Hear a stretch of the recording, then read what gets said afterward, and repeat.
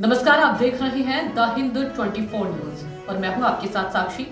आइए नजर डालते हैं आज की बड़ी खबरों की ओर। कूच बिहार के बामनहाट स्टेशन पर खड़ी उत्तर बंगाल एक्सप्रेस ट्रेन के एसी कोच में आग लगने और काला धुआं निकलने की घटना को लेकर व्यापक उत्तेजना है। प्रारंभिक जांच से पता चलता है कि यह घटना शॉर्ट सर्किट के कारण हुई होगी। यह दुर्घटना आज दोपहर बामनहाट स्टेशन से सियालदह जाने वाली एक्सप्रेस ट्रेन में घटी। बाद में रेलवे कर्मचारी दौड़ कर आए। ऐसा माना जा रहा है कि यह घटना शॉर्ट सर्किट के कारण हुई। आज সকালে আমি ছিলাম না যদিও বামনহাটে, হঠাৎ করে খবর আসলো যে রেলের B1 AC 3 টায়ারের B1-এ হঠাৎ করে ধোঁয়া দেখা গেছে। তো ওখান থেকে স্থানীয় সূত্রে আমাকে ফোন করে জানানো হলো যে হঠাৎ ধোঁয়া দেখা গেল। তো জিজ্ঞেস করতে তারা বললো যে কোনো একটা সার্কিট বোর্ড রেলের কোনো কর্মচারী গেটটা খুলতে গিয়ে দেখতে পায় সেখান থেকে ধোঁয়া বেরোচ্ছে।